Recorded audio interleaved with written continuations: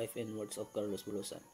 This module contains brief introduction to life and works of Carlos Bulosan, highlighting the situation and experience of Filipino immigrants in America and how Carlos Bulosan became a voice of thousands of Filipino immigrants. Carlos Bulosan was born a writing and labor activist. In the word sense, he is significant in this represent a unity of thousands in action and a letter to his college. Just module 1 because I teaches you how to survive even of fear. Haven't finished your studies, you can live and even sacrifice to line in another country, but if you can, I still recommend finish your studies in this world.